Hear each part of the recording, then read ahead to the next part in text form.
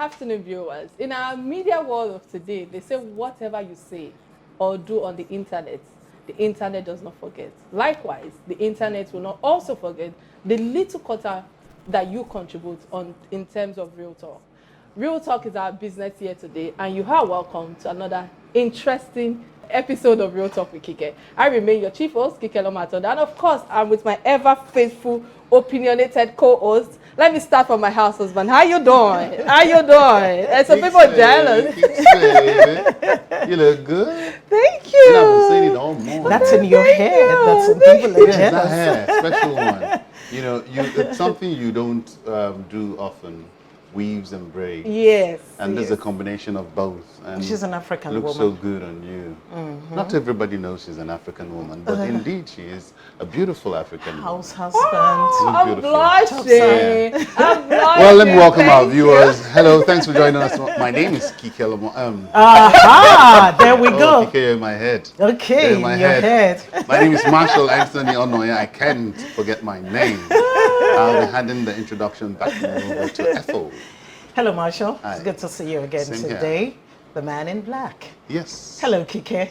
How you doing? Ever radiant. Thank good you. to see you. Thank you. And you look gorgeous as well. Thank you very much. Hello, viewer. It's good to have you on our program again. My name is Ethel. Join us on this ride and let's have fun with Real Talk with Kike. All right. Nigeria is rich in history. Let's get a glimpse of what our past is on this day in history segment. Please stay with us. We'll be right back.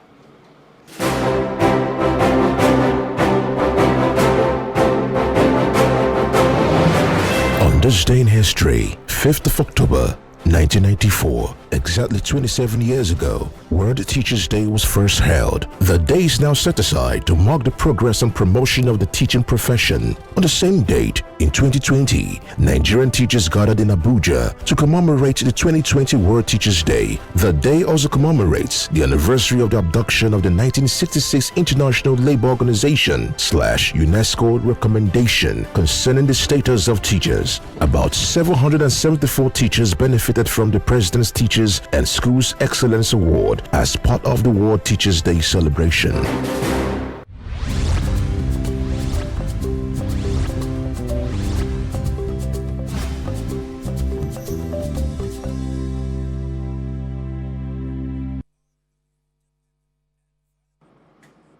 All right. Many thanks for staying with us. I think let me start with Efo. What's your take today on this day in history segment? What's your takeaway from it?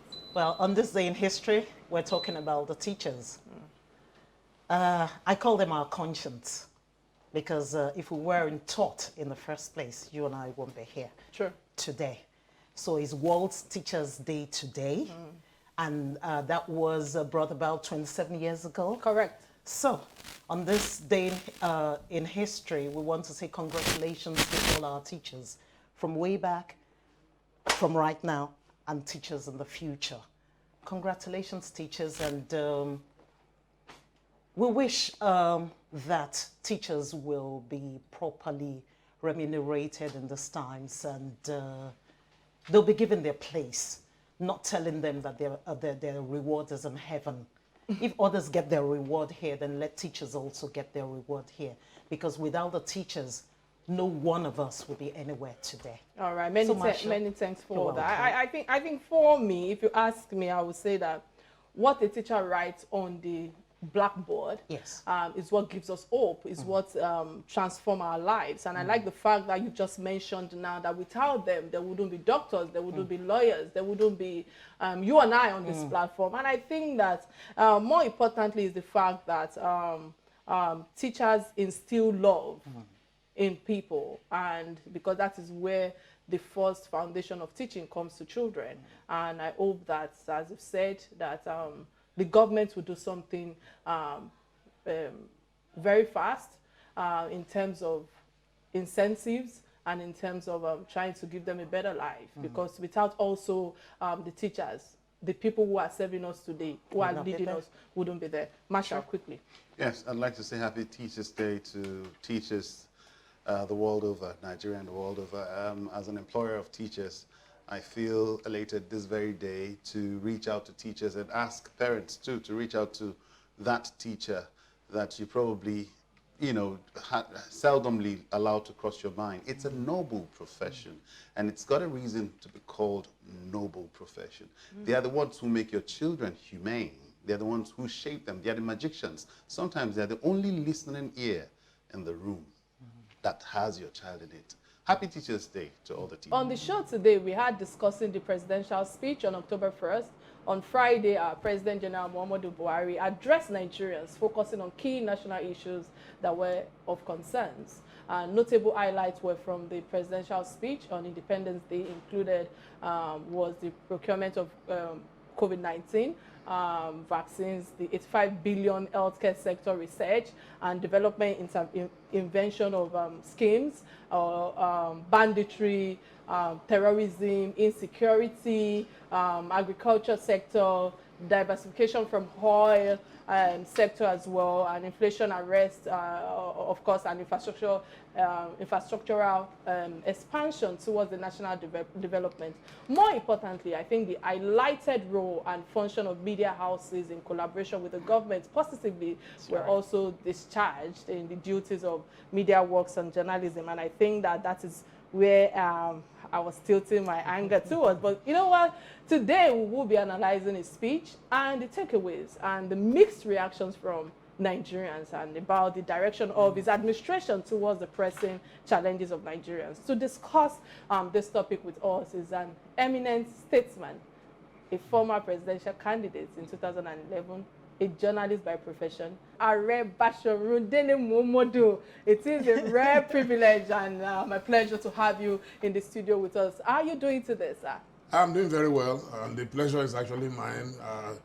I've always been a part of your show. I post some of your content. I know, and thank you, thank you so much. I feel strange that now I'm on the hot seat. You're on the hot seat, yes, right. And let's dive straight to the point. In as much as I would love to thank you for all your support that you've done thus far.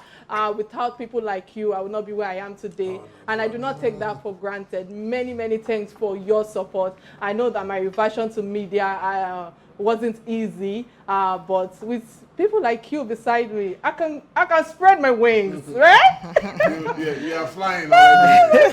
Very well. Thank you, sir. Thank you, sir. So let's just go straight to the point. You know, I know Are Ataye. It's just the Are. The Oba has removed Ataye. Said the Are is enough. Oh, okay, fantastic. So, makes it easier. I know that you are a positive critique, and I know that you are after good governance when it comes to Nigeria. And regardless of the party where I believe that you belong, you know, which is the presidential, which is taking me to the presidential speech that took place October 1st. So I would like to ask you, what's your own, what are the positive direction of Buhari's agenda going forward after the speech on October 1st? Well, where do I begin? Let me make a confession. Okay. I did not watch the broadcast deliberately. Deliberately, because after over 6 years, Buhari has become very predictable. There was nothing new he was going to say. At a certain age, people refuse to change who they are. They change their behavioral patterns. So, and that's what I found in Buhari. It's unfortunate. You see, because like we say in Broken, like joke, 8 years is almost gone. Oh, yeah. And it's like we've wasted so much time. And I've been writing to him since 2015. And I met, after writing a letter to him, he invited me on one occasion, and I told him I'm going to appoint myself as a special advisor, free of charge. The same way I appointed myself special advisor to President Jonathan. And I took with me a bundle of all the articles I'd written about Jonathan. And I presented, if I even asked for my autograph, I autographed this, and you know. And I expected that if you don't know something, just ask. Yeah. Humility. Just ask. Or bring the right people on board. That's what I'm saying. It's from asking. So I didn't expect Buhari to be an expert in so many things. Technocrat. There were two main reasons why some of us supported him at that time. The insecurity in Nigeria. We felt but a retired military general, you know, to take care of the insecurity. Then number two, the profligacy that we accused PDP of enthroning. We expected that Buhari would be very frugal. He promised to sell off presidential jets to do this. We saw him as a poor man, a man who had no money to buy his even nomination forms and all that. So after watching him closely for nearly 6.5 years, trust me, I've virtually given up. So the last broadcast to me was a non-event. I read it thereafter because I didn't want to provoke myself unnecessarily in front of a television, you know, and I wasn't surprised and I wasn't disappointed. Yeah. Talk about the economy. There was no reassurance about what it was going to do. Now the Naira is on a free fall. And it seems both the central bank and the federal government and all the economic teams have failed. They don't know what to do to arrest it. In fact, I saw the governor of the central bank, he got so angry the other time. I think I even saw it on one of your platforms, you know. He got so angry. And I thought, oh, wow, this is frustration on display, you know. Then the issue of insecurity, the president is interested in pursuing Nnamdi Kanu and Sunday Igboho, but never mentioned anything about the terrorists, about the bandits, you know, whose location we know, because there are people who visit them from time to time. You know, at least Sheikh Gumi on so many occasions, whenever he feels like he strolls in and strolls out, he even goes with journalists. And the president has refused to talk about them. Sir, I'm glad on what you touched on, that it even goes with journalists, because I know that Buhari may have gotten some things right, but critics have said that his anti-media disposition on insecurity reporting is quite biased. So as a veteran journalist, how do you think that he should handle the media and the journalists in this period that we're going through a lot of challenges right now? Buhari and the media have always been cat and mouse. So there is nothing, nobody can advise him again. From hate speech. Yes. Nobody can advise him. You see, what Buhari needs to change is himself. And that's almost impossible. He's nearer 80 than 70. So he is stuck in his ways. For me, the biggest problem Buhari has today is an affliction. A president is supposed to be the father of the nation. Sure. A president, once you agree to be the president, you stop being a Yoruba man, you stop being a Fulani man, you stop. If I'm the president of Nigeria today, I will carry everybody along. Yes. Okay. But you have a president now who is even encouraging the Ministry of Justice to sue southern governors for refusing to give land to people who want to rear their cows. It's a private business. Even the Attorney General of the Federation joining in the suit. Yes. So can I go today to Kano and just grab any land and say I'm erecting an ovation or even Silverbird? So you go to Kano, just pick any land, and then the government will say, yes, you have the right. Okay. When it's your own private business. Let's come back to Nigeria at 61. As a veteran journalist, you, someone who's garnered several wealth of knowledge and covering the issues pertaining to Nigeria from the pre-Fourth Republic from the military era down to the pre-Fourth Republic, and then here we are in the democratic dispensation. How would you say the crescendo to our current state has been, you know, from the glorious days, and then how would you describe today? Oh, I mean, I remember one of Chief Abiola's favorite quotes. If you want to know if the fish is bad, just smell the head. If the head is bad, everything is affected. Nigeria, everything is affected in Nigeria. Media cannot isolate themselves, or I will use the word insulate yourself from what is happening in the country in general. So paint a picture for us of independence. Well, independence, the media was very robust. I mean, if I always tell people, when I contested in 2011, and we say, oh, does he think this is ovation? Most of our founding fathers had journalism background. Even the ones who eventually became lawyers, like Chief Obafemi Awolowo, Nnamdi Azikiwe, Nestor Koli, Ladoke Akintola, they all had journalism background. Enaoro, Mike Enaoro. So for me, those were the golden years of journalism. And if you go around the world, you will see that journalists have great roles to play. You understand? In governance. But unfortunately, in Nigeria, we go for the dregs of society. So in those days, everybody read newspapers. In fact, it's one of the reasons why we had that saying, there are plenty grammar in one kobo newspaper, because at some point, a newspaper cost only 1 kobo, But journalists were well respected. Even when they ran foul of the law, you will see that the whole nation will rise in unison to protect them.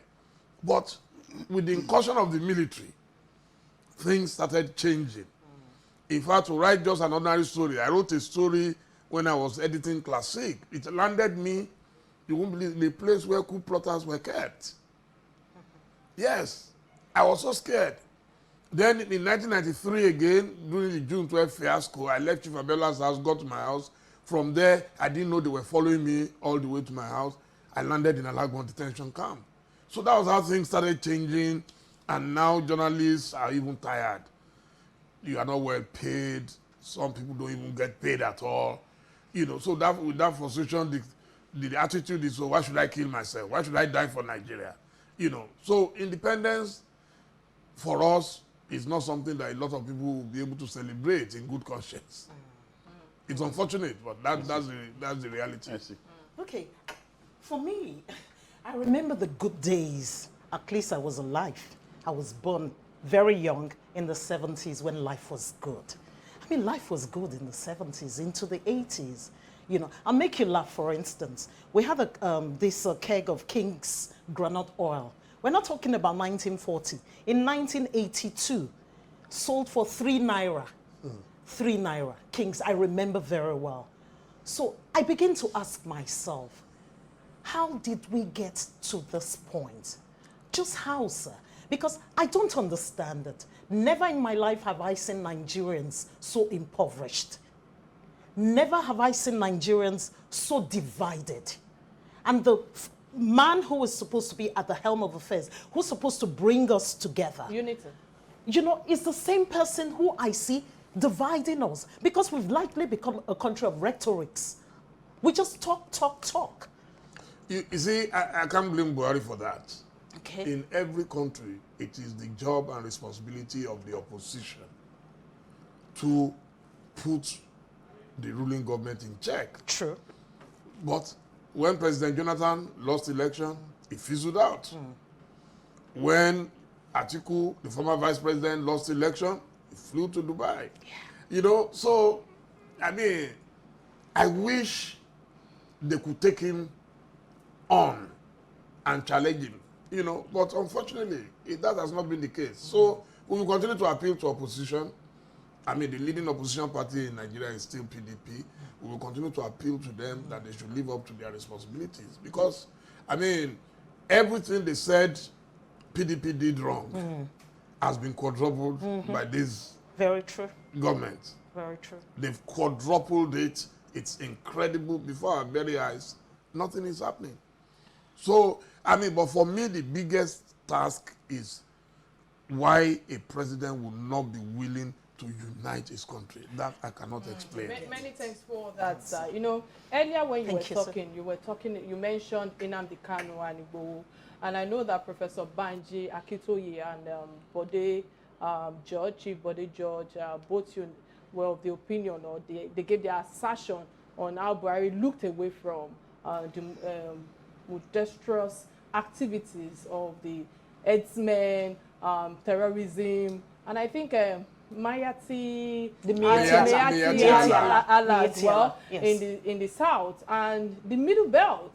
So paying attention to Igboho and Nnamdi Kanu, like you earlier mentioned, I would like to know, why do you think that President Buhari was avoiding the terrorism and the insurgency challenges that we are facing right now, sir? No, it's simple. It's their champion.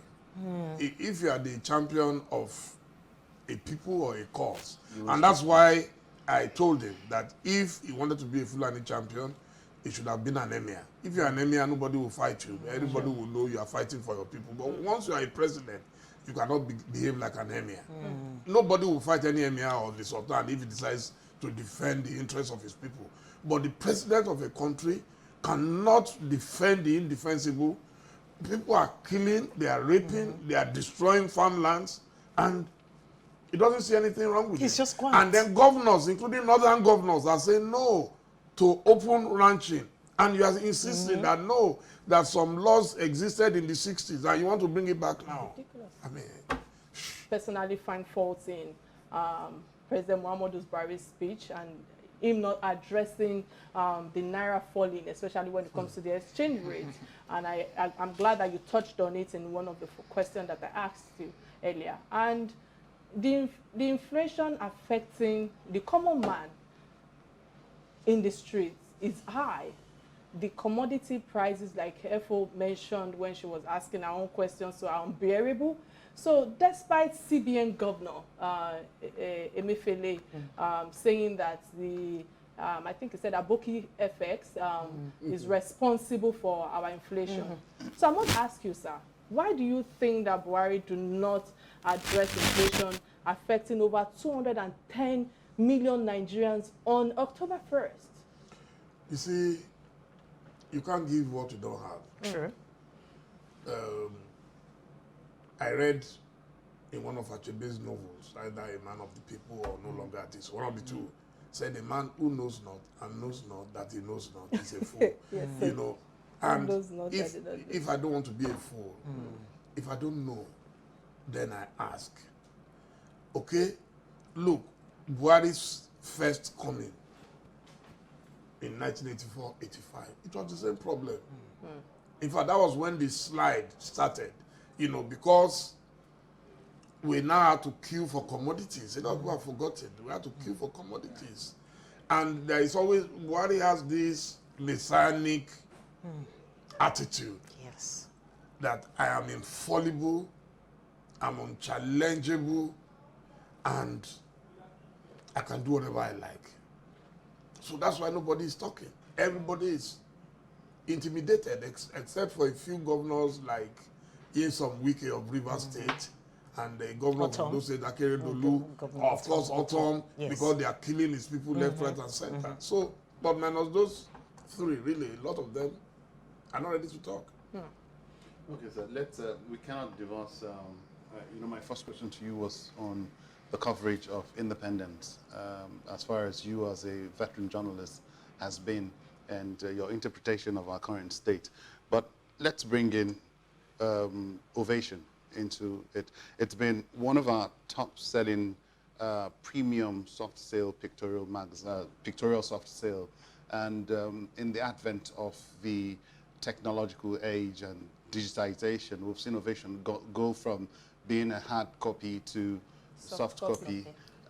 So I, for one, would like to know, where is Ovation? What is the state of readability of Ovation at the moment? I mean, we have our Dele Momodu on the seat, and I can't forgive myself if I don't ask about Ovation. Fantastic. What we've done is that the Ovation hard copy is still very much alive. We still print with the same printers in Enfield, in England. In fact, just this afternoon on my way to this place, a very, very prominent Nigerian approached me and said, oh, we did the e-version. And he was asking, how quickly can we do the hard copy? Because the older generation are not interested in going to read a magazine online. So what we've done is to create that variety of options. So if you want the hard copy, if you go on the street, the vendors are selling it. And for the younger ones who live on their telephones, we have also provided for them. We have our website. And beyond that, the Ovation Television is doing extremely well on Instagram.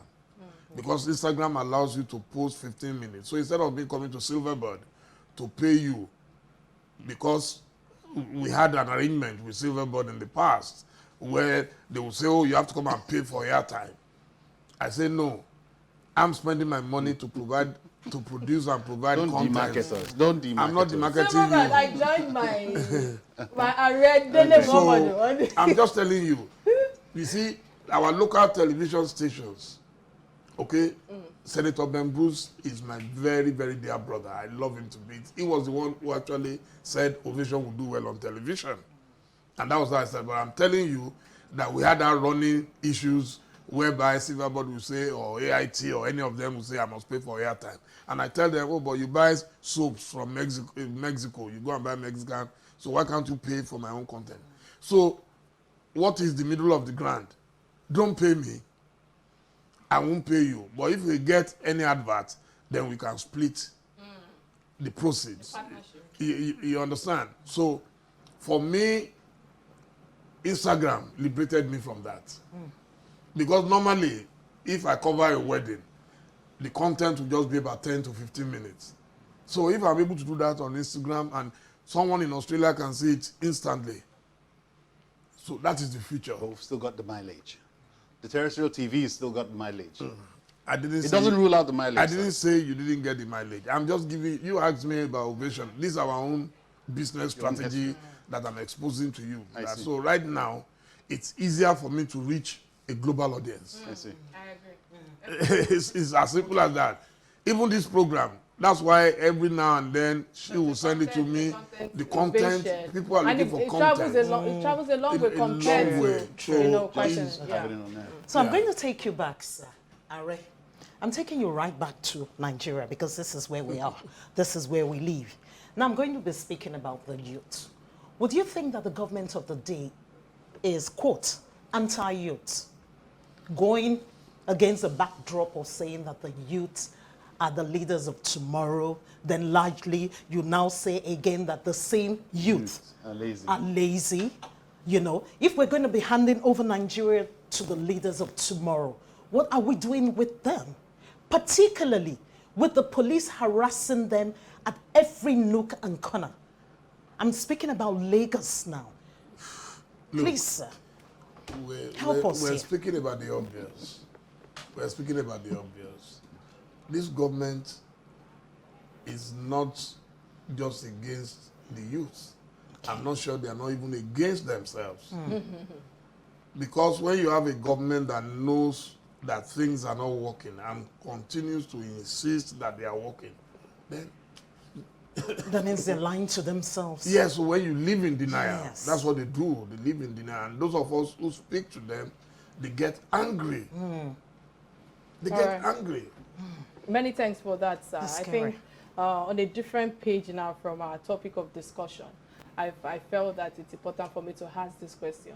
I see that a lot of people, or some people particularly, criticize you more after often for having multiple, I don't know, for lack of a better word, standards with our leaders. They are of the opinion that they expect you to even attack or castigate certain people on social media. Because when I was doing a bit of research, I felt that, you know, aside the fact that I have a personal, I know one-on-one, I needed to get one or two, you know, feedback from what the people are saying. So I would like to know, how would you respond?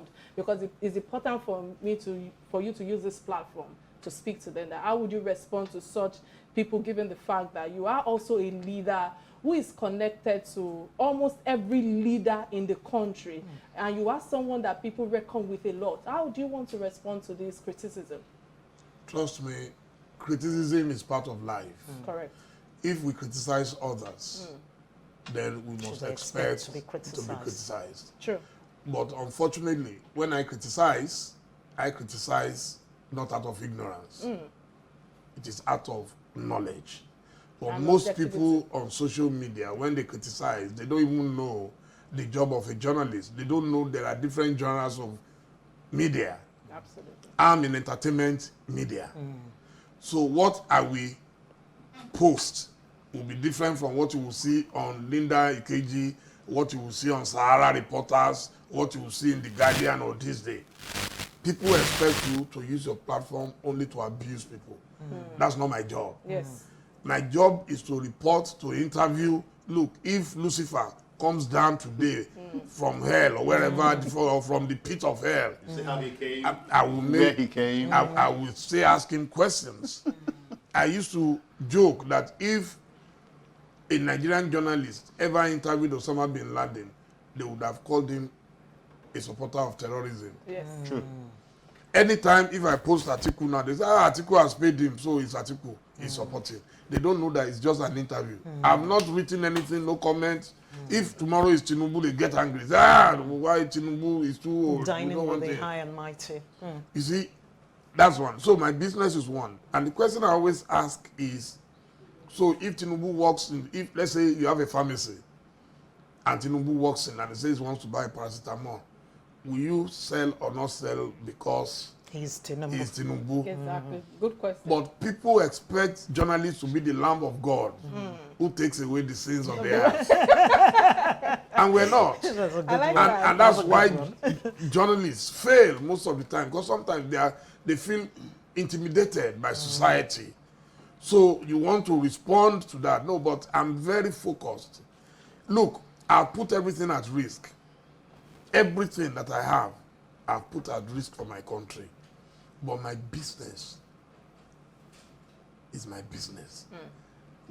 My business is my business. Without a business, you don't even have a voice. Constructive. I was almost answering to the pharmacy analogy as to whether or not I'll sell to Tinubu, but let's leave that. In response to Kike's question, several things came through my mind. One was to ask you a question about Brown Envelope being a journalist, and we know how Brown Envelope has hugely affected reportage. But I'd rather, because I can ask all the questions that I'd love to ask, I'd rather delve to presidential ambition. Where has that Dele Momodu for president been all along, and what do we expect from Dele Momodu, apart from being the journalist on the corridors of power? Can you plead with him to please run? If you will give me a few billion, why not? But I would like to address the issue of the Brown Envelope. Should. I would love to. It's very important for a journalist to address it. I can tell you that fortunately for Ovation, we're not a newspaper. So you are not. People offer Brown Envelope when they want to influence what you are going to write. We write only positive stories in Ovation. If you don't write positive stories, we show pictures without passing any comments. So, And it's paid for.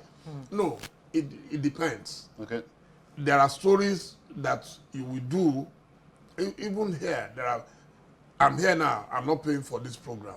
But there are people who are coming to use this program to promote their business And they've paid in or their popularity. So you have to differentiate between the two.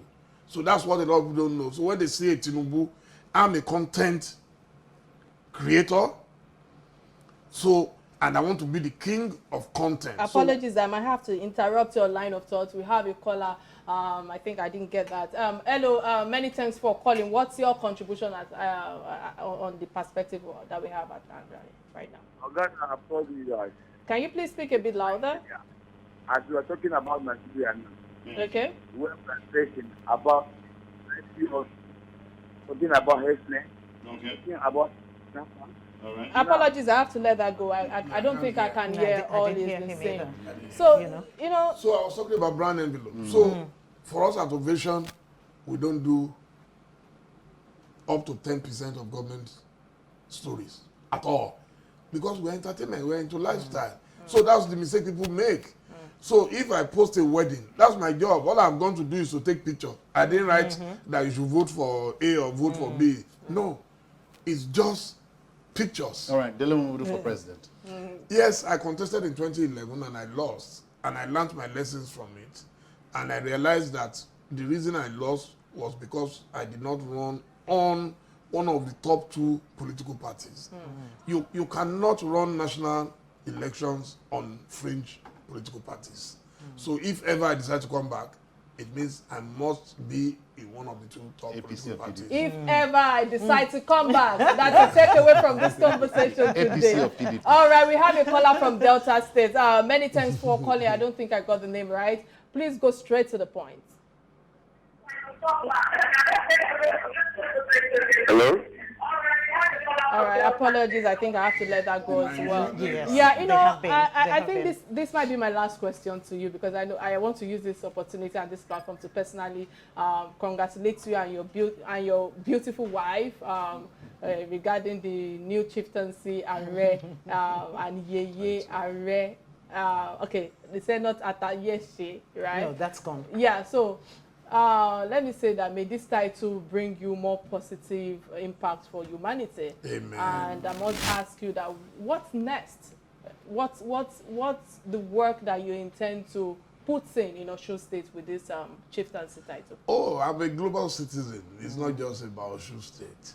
I'm very grateful to the Oluwo in council and to the good people of the Iwo Kingdom for finding it necessary to honor me, because as they say, a prophet is without honor at home, but I'm happy that while I'm alive, people are giving me titles. I think I have about 6 now. Yeah, I think you're a man of global recognition, because I know that there are a lot of chieftaincy titles from Ghana, from Liberia, and so many, So I must just know what is the difference with this chieftaincy with when it comes to the Yoruba race. Yeah, no, the Are title is the highest level you can go in any Yoruba community. Once they call it the Are is like a president. It's very, you must be presidential, you must be someone that, everybody knows. You don't need any introduction, and you are able to make things happen. You pick your phone and you say, something is wrong with the electricity, and then the government responds. So to whom much is given, much is expected. And I pray to God Almighty that I'll be able to live up to expectations. All right, many thanks. But I think this might be our last call today. I know the network is a bit erratic, but I understand that we have a caller from River State. Please go straight to the point and make your contribution count. Yeah, good afternoon.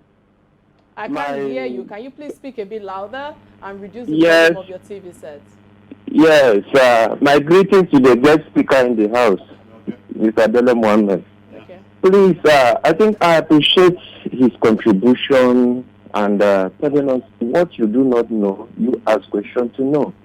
I think I respect him for being a journalist. When he answered a particular question I wanted to ask him on Twitter, if he has been detained before, of which he said yes. But then I want him to explain to us what motivated him after his detention to continue in journalism, because this is a risk, and I want to go to journalism, and I'm afraid of that. Thank you very much. Let me just interpret. What motivated you to stick to journalism? I think that's the question he asked. If I'm correct, Moses, what motivated you to stick to journalism despite all? You won't believe it. Joblessness. I wanted to be a teacher, probably marry a teacher and live happily thereafter, but I couldn't get a job. So a friend, Prince Damola Aderemi, then advised me that since I had the first degree in Yoruba and a master's in literature in English, I should be able to write good stories. So I started writing for The Guardian. They were paying me 25 naira per article, and I'll wait for 4 articles, travel to Lagos to pick 100 naira, go back to Ife. And that was how I started writing. And within 2 years of coming to Lagos in 1988, I became the highest paid editor in Nigeria, of course. By then, I was already enjoying the work. That's commendable. So I'm totally addicted now to journalism, totally. All right, many thanks for that. And I must say that you've done wonderfully well, even beyond your age mates. Yes, I'm allowed to say that, yeah. And thank you so much again for being here, creating time to be at our lunch show. But before we let you go, there's the last segment of the show that we call Trending Stories. This is a story that binds us together on what affects us all as Nigerians. First trending story that caught our attention is the Social Economic Rights and Accountability Project, that's SARAP, that urged President Muhammadu Buhari to urgently withdraw the conditions attached to that was imposed on Twitter. And I must ask you first, what's your submission or your analysis on this? On Twitter? Yes. You know, I use the Twitter a lot. Yes. I have 1.6 million followers on Twitter. Very organic. And for me, it was very unfortunate. and I challenged the government that I was going to continue to use Twitter, and I'm ready to be the guinea pig. You know, if they need to arrest anybody for using Twitter, they should arrest me. Because it does not make sense to me that because of a personal issue between the, it was personal, it had nothing to do with Nigeria or Nigerians. Very true. You know, so if Buhari has a problem with a food vendor, I will not eat himself. again. The man is the man. Is the man who felt insulted. People insult me every day on Twitter. So if I now have power, I will now block. And the thing is, all he should have done was to delete himself symbolically from it. So. Don't drag. There are young Nigerians today who don't have any means of livelihood other than on social media. And that would be a huge, That was why I huge asked cost. you, will the government be I perceived, feel would have you been know? a huge cost to Yes. Twitter as well, saying that the president of a country as huge as Nigeria had deleted himself. That would have been a huge cost Yes. to Twitter. Even when they were going to placing that announce back. it, it was Flip it, announced yeah. on Twitter. You know. Even when they were going to announce Yes. the thing, it was announced Of on Twitter. exactly. You know, so You for know. me, it doesn't make any sense that, so anytime our president gets angry, then all of us must suffer. It doesn't make sense. No, what do you think? I would have said to President Buhari that, what do you think, sir, you were grossly misled? It's just a question. So, Marshall. Well, I stand behind my big uncle in the industry who feels highly cheated and grossly angered by the ban, and also stand behind all those who had called on the president to lift the ban or the restrictions and conditions placed for lifting the ban. I do know that there is some sense in this administration, and I know that very soon, sooner than later, the ban will be lifted. All right, I don't know about that, but for me, I just feel those conditions are initially uncalled for. By the way, why should you even include the speech on Twitter on one of the most important days of the year? I believe that it is the duty of the Minister for Information to disseminate certain information to the president. And I can, for a fact, I feel that he has failed. Yes. However, placing conditions such as national security, physical presence, tax evasion, some of these conditions are truly meaningful because Nigerians can't have business abroad without their government taxing them. So I'm asking, in the same vein, is it necessary that they are also taxed too, because Nigerians who want to use that same platform are requesting for it? Because I know that there are a lot of advertisements and direct tax that goes on national security, on conditions to Twitter. So, because for me, the government know that people report actual events, activities of the government, and that is the reason why they needed to hide certain things, especially when it comes to NSAS protesting that happened.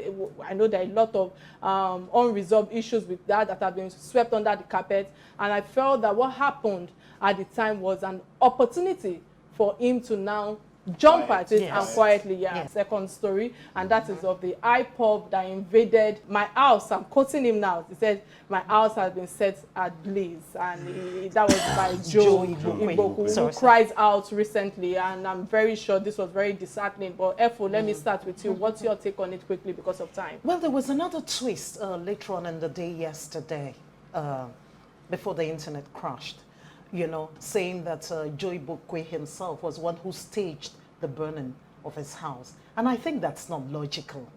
I think that's not logical. You know, the honest truth is, let the Eastern leaders of thought come together and let them put an end to this madness.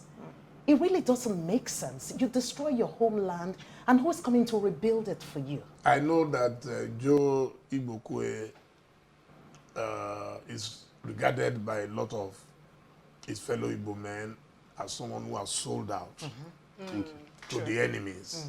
And if you are on social media, especially Facebook, he attacks them, they attack him back, he attacks everybody, even that I don't have anything to do with him. Sometimes he just wakes up. So I think it's been very controversial.